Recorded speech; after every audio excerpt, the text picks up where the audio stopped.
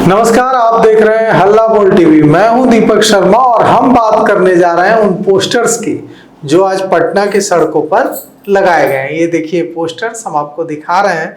इन posters में आप देख सकते हैं कि लिखा हुआ है जमीन चोर अशोक चौधरी, पेट्रोल चोर संजय जायसवाल, कॉलेज चोर दिलीप जायसवाल, नाम बदलू सम्राट चौधरी और कॉटन बैंडेज चोर मंगल पांडे। अब ये जो पोस्टर्स हैं इसने बिहार का और खासकर पटना, राजधानी पटना का राजनीतिक तापमान बढ़ा दिया है। दूसरी तरफ ओवैसी सीमांचल में न्याय यात्रा निकाल रहा है और सीमांचल न्याय यात्रा में आज उन्होंने कह डाला है कि 6 सीटें मांगी थी तेजस्वी यादव से, नहीं दी, तो अब 243 सीटों पर लड़ जाएंगे। इन सारे मुद्दों पर चर्चा करने के लिए हमारे साथ हैं जन स्वराज के वरिष्ठ नेता सरवर अली। तो सबसे पहले ये जो पोस्टर्स हैं, ये पोस्टर जन स्वराज ने लगवाए हैं कि जन स्वराज के शुभचिंतकों ने, समर्थकों ने लगाए हैं? बहुत बहुत धन्यवाद, बहुत बहुत शुक्रिया। आप जो बात कर रहे हैं वो न जन स्वराज पार्टी के लोगों ने लगाया है, न जन स्वराज पार्टी लगाई है। जो वास्तविक तौर पर इस प्रदेश की जो जनता है, जो चाहती है कि इस प्रदेश का भला हो, इस प्रदेश का उत्थान हो, तो आप लोगों ने नहीं लगवाया पोस्टर से? लेकिन बिल्कुल नहीं। लेकिन जो यहाँ के अच्छे सोच रखने वाले लोग हैं, चाहते हैं कि प्रदेश का उत्थान हो, वैसे बहुत सारे लोग हैं जो देखा कि जन स्वराज पार्टी जो बड़ी पार्टी है, जो ये समझ रही है कि हमसे ईमानदार पार्टी पूरे देश में नहीं है, वो पार्टी के चाल चरित्र और चेहरे को जन स्वराज पार्टी उजागर कर रही है। और जन स्वराज पार्टी जो बात कर रही है वो बिल्कुल हवा में बात नहीं कर रही है। सभी साक्ष्य के साथ, चाहे वो जमीन चोरी का मामला हो, चाहे पेट्रोल चोरी का मामला हो, चाहे कॉलेज को गलत तरीके से हथियाने का मामला हो, सभी, चाहे वो मंगल पांडे पे जिस तरह का अशोक चौधरी ने आज कहा है, अशोक चौधरी जहानाबाद के प्रभारी मंत्री हैं, जहानाबाद गए थे आज, उन्होंने कहा कि मेरा मीडिया ट्रायल हो रहा है, अगर मैंने गलत किया है तो प्रशांत किशोर को मेरे खिलाफ कोर्ट जाना चाहिए और शपथ पत्र दायर करके मेरे खिलाफ मुकदमा करके मुझे सजा करा देनी चाहिए। वो जितने इस तरह का अनर्गल बयान देंगे ना, वो खुद अपने फंसते चले जाएंगे। मैं उनसे पूछना चाहता हूँ, क्या आपको जरी थोड़ा भी शर्म नहीं है क्या? अगर आप पे आरोप आया, आप देखिए, हमेशा राम मनोहर लोहिया जी कहा करते थे कि राजनीति चरित्र से चलती है, चालाकी और चोरी से नहीं।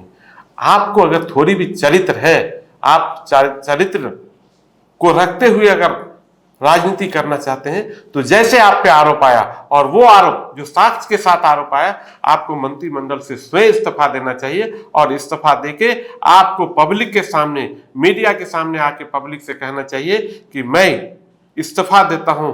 जब तक जिस तरह का जो मुझ पे आरोप लगी है, जब तक उस आरोप का सही तरीके से जांच नहीं हो सकता है, तब तक मैं इस मंत्रिमंडल में नहीं रहूंगा। आप याद कीजिए कि अटल बिहारी वाजपेयी, प्रशांत किशोर कह रहे हैं, प्रशांत किशोर को कह रहे हैं, मैं एक बात कहना चाहता हूं। अटल बिहारी वाजपेयी की सरकार थी, आपको याद होगा, ताबूत घोटाले, आदरणीय जॉर्ज साहब, ताबूत घोटाले का उनपे जब आरोप लगा तो उन्होंने स्वयं मंत्रिमंडल से भी इस्तीफा दिया और एनडीए के वो संगठन में, एनडीए के संगठन महासचिव थे या संगठन में थे, वो एनडीए पूरा कोऑर्डिनेटर थे, उसको उन्होंने रिजाइन किया और कहा जब तक ये आरोप साबित नहीं होता है या आरोप की जांच नहीं हो जाती है, तब तक हम फिर पुनः मंत्रिमंडल में शामिल नहीं होंगे। आपको अगर चरित्र है, चरित्र के साथ राजनीति करना चाहते हैं, आप अगर लगता है कि आप बिल्कुल हम पे जो आरोप लगा है वो निराधार है, तो आप मंत्रिमंडल से इस्तीफा देके आप पब्लिक के बीच आइए और पब्लिक के बीच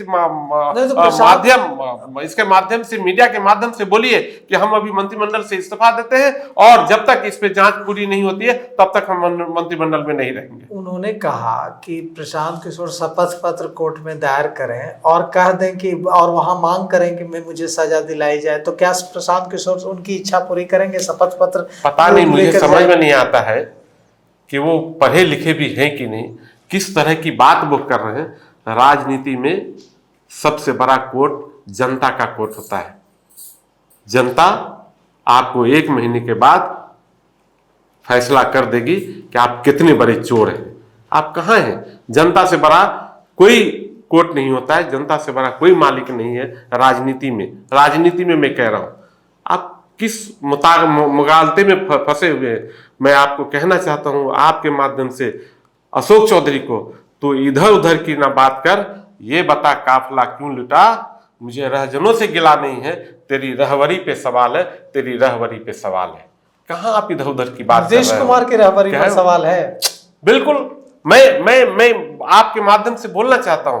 मैं ये बिल्कुल, देखिए नीतीश कुमार जी स्वच्छ छवि के लोग रहे हैं, मैं उनका आदर करता हूं, लेकिन आप दोहरी नीति नहीं कर सकते हैं। एक बार जब आप तेजस्वी के साथ मंत्रिमंडल में आप साथ थे, तो एक आदमी जो शिक्षा मंत्री थे चंद्रशेखर जी, उन पे किसी तरह का आरोप आता है और आप उनको मंत्रिमंडल से निकाल देते हैं, उनसे इस्तीफा ले लेते हैं। तो आज आप क्यों नहीं अशोक चौधरी से इस्तीफा ले रहे हैं? क्यों नहीं उप मुख्यमंत्री को आप से इस्तीफा ले रहे हैं? आप चूंकि आप मुख्यमंत्री हैं, आप यहाँ के मुख्यमंत्री हैं, आपको चाहिए कि जिन जिन पे आरोप लगा और साक्ष्य के साथ आरोप लगा, आप कहिए। आपको चाहिए, 4 दिन हो गए, आप जस और तस स्थिति बनी हुई है। 100 करोड़ रुपए का जुगाड़ कर लिया है क्या? भाई ये मैं आपको बता देता हूँ, ये इसका मतलब है कि अशोक चौधरी ने ये एक्सेप्ट कर लिया कि 100 करोड़ की प्रॉपर्टी हमारे पास जो आरोप लगे वो है।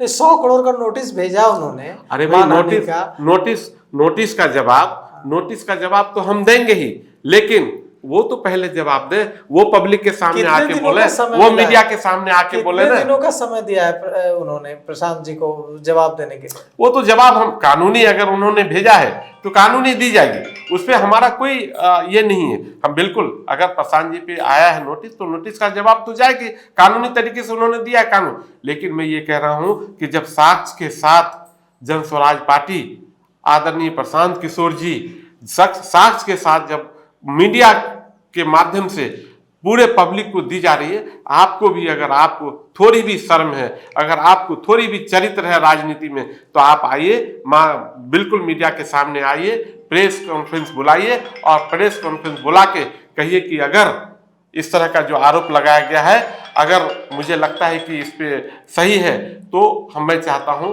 कि पहले मेरा ये हो जाए, मेरी जांच हो जाए। जांच के बाद अगर मैं ये बिल्कुल गलत है, तब आपको चाहिए कि प्रशांत किशोर पे उंगली उठाना या प्रशांत किशोर पे किसी तरह की बात करना। आपको मंत्रिमंडल से हटिए ना, मंत्रिमंडल से हट के पहले जांच तो करवा लीजिए। क्या बात करते हैं, कितनी आप मतलब चालाकी कर रहे हैं, कभी बीए के नाम, कभी बीबी के नाम। अरे भाई, आप ये कहते हैं, आपको थोड़ी भी मतलब लगता नहीं कि वो आदमी पढ़ा लिखा इंसान है। वो कह रहा है कि हमारे बगैर जानकारी के हमारी बीवी हमारे अकाउंट को ऑपरेट कर रही होगी। अरे ऐसा होता है क्या? इसका मतलब है कि आपकी फैमिली में भी दरारें हैं। इससे तो ये साबित होता है आपकी फैमिली भी आपके साथ नहीं है। क्या बात करते हैं, कितनी मतलब ऐसा बात करने वाला। उन्होंने जो नोटिस भेजा है उसमें उन्होंने इस बात का जिक्र किया है शायद कि जो पत्नी ने जो ट्रांजैक्शंस किए हैं उसके बारे में मुझे जानकारी नहीं है। ऐसा है क्या? हाँ, ऐसा उन्होंने बोला है, ऐसा बयान आया है। एक आज ही हम इंटरव्यू दे रहे थे, तो ऐसा इंटरव्यू में पूछा गया। हमने कहा कि उस आदमी से पूछना चाहिए कि इसका मतलब है कि आपकी धर्म पत्नी है, आपने शपथ लिया है एक दूसरे को निभाने का, और आपको पता नहीं, और आपके बिना वो आपके अकाउंट्स को ऑपरेट कर रही है। ये तो और शर्म की बात है। जो आपके परिवार की जानकारी आपके पास नहीं है, तो आप समाज का सेवा क्या कर सकते हैं? आप समाज के लिए क्या सोच सकते हैं? आप जिस तरह के घपले में हैं, आपको जनता बकसने नहीं जा रही है। और इस प्रदेश में राजनीतिक तौर पर जनता मालिक होती है। जनता आपको नवंबर में फैसला करके बता देगी कि आप कितने बड़े चोर हो। असदुद्दीन ओवैसी निकाल रहे हैं यात्रा, सीमांचल न्याय यात्रा। 27 तक उनकी यात्रा चलेगी।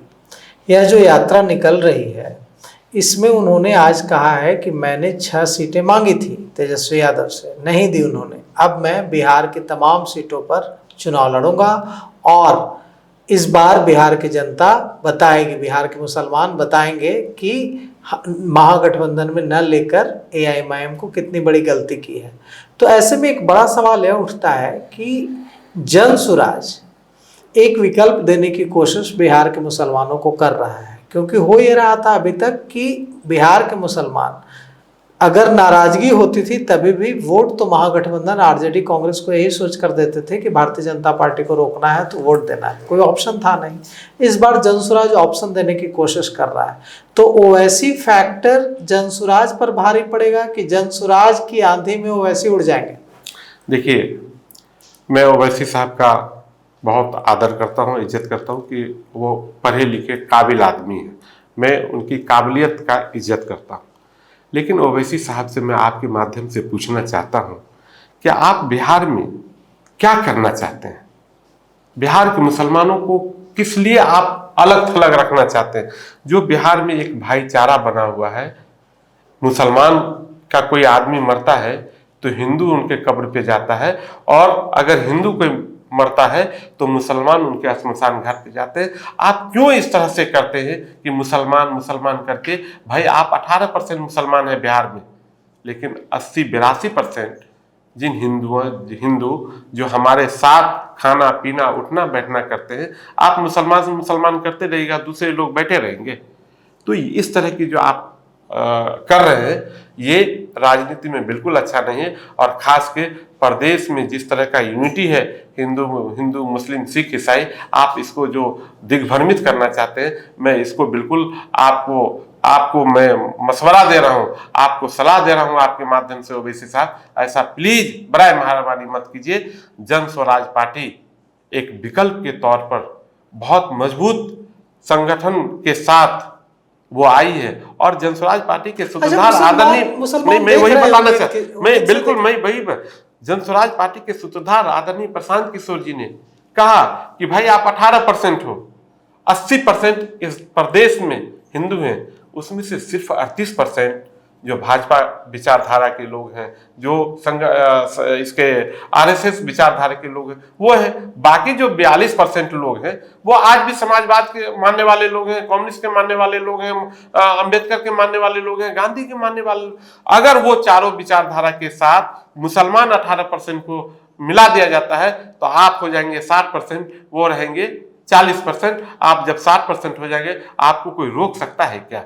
ये लेकिन आप सिर्फ मुसलमान 18% ओवैसी साहब को दे दे तो उससे क्या फायदा होगा? दिया ना भाई, 6 सीट आपने लिया, वो 6 सीट देखिए कहां चला गया भाई। आपका 6 सीट में 5 सीट तो चला गया, 5 सीट तो चला गया, 4 चला गया, 5 सीट जीते थे, 4 चला गया। आरजेडी के साथ क्या मिला, क्या फायदा मिला?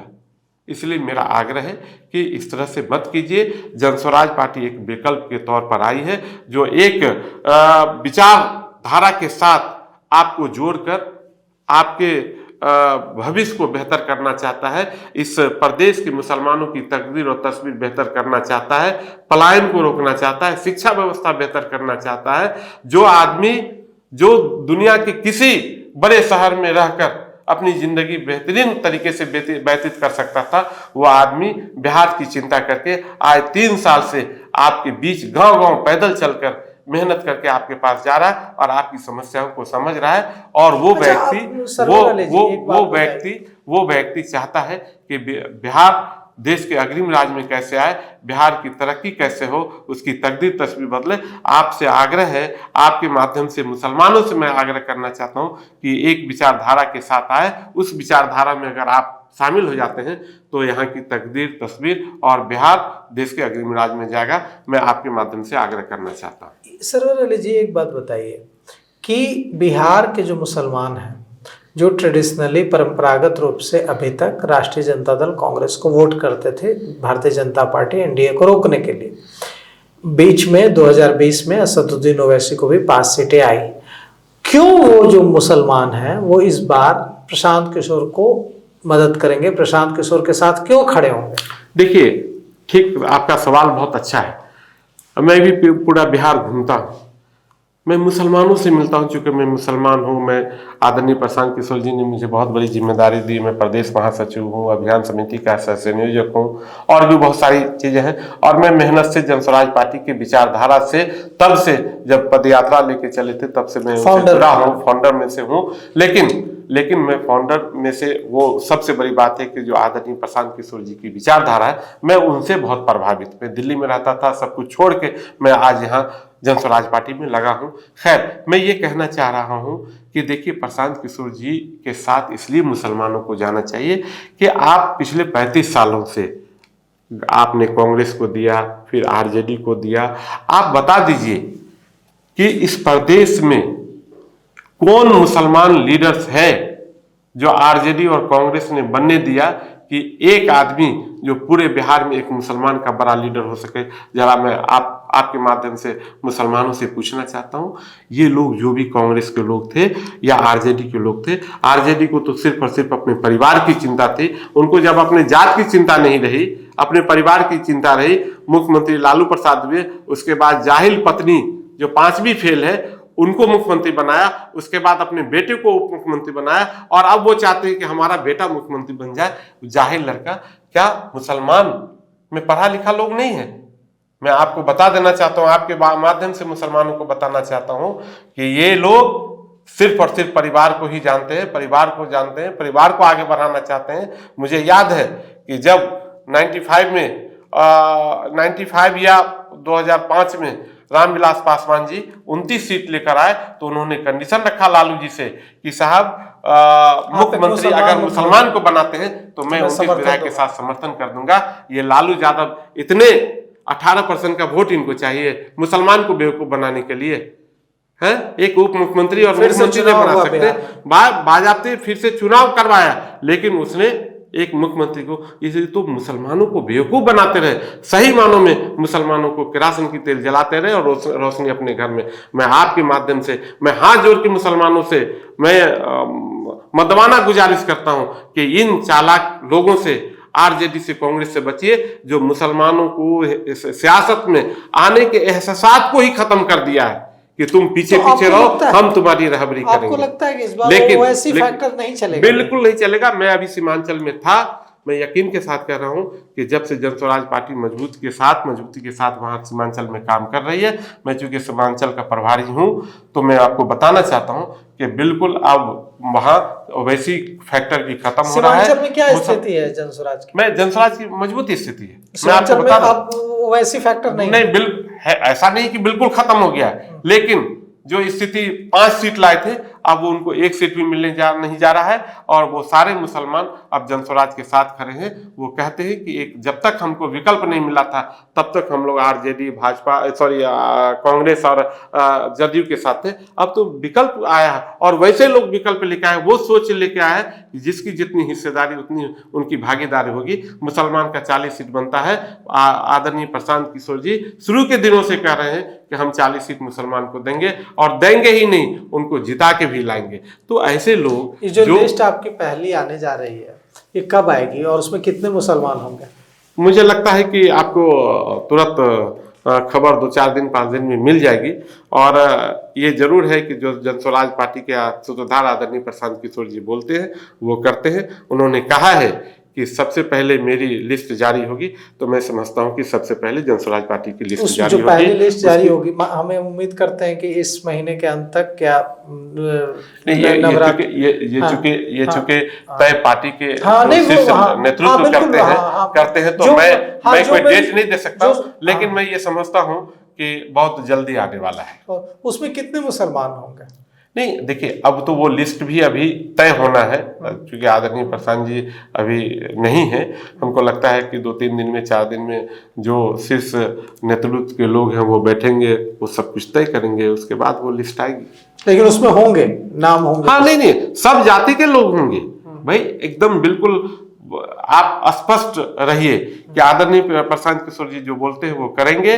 वो उनका कहना है कि ऐसा नहीं कि मुसलमान को 40 सीट देंगे, ऐसा नहीं। उनकी हिस्सेदारी, जिनकी जो हिस्सेदारी, अगर ज्यादा भी 14% है, उनका भी 28-30 सीट बनता है, उसको भी हम देंगे। अगर 70 सीट बनता है SC ST OBC का, हम उसको भी देंगे। यानी जिसकी जितनी हिस्सेदारी उतनी। ऐसा नहीं कि मुसलमान का अगर हिस्सेदारी 80% 40 सीट बनना है तो हम 40 सीट देंगे। साथ साथ जिन जातियों का सीट बनता है हम उतना सीट उनको देंगे। तो सुना आपने सरवर अली साहब को। सरवर अली साहब ने कई महत्वपूर्ण मुद्दों पर बड़ी साफगोई से अपनी बात रखी। उन्होंने यह भी बताया कि वे सीमांचल के प्रभारी हैं जनस्वराज के, और उस क्षेत्र में पार्टी की क्या स्थिति है, कितनी मजबूती है, और वैसी फैक्टर इस बार चलेगा या नहीं, या इस बार ओवैसी जनसुराज की आंधी में उड़ जाएंगे या फिर जादू दिखा पाएंगे, या तो जनता तय करेगी। लेकिन जनसुराज के सीमांचल के प्रभारी कह रहे हैं कि सीमांचल में जनसुराज का बोलबाला दिख रहा है, और इस बार जब मतपेटियों से जिन निकलेगा तो पता चलेगा कि सीमांचल जनसुराज के साथ खड़ा है। बहुत बहुत शुक्रिया। बहुत बहुत धन्यवाद।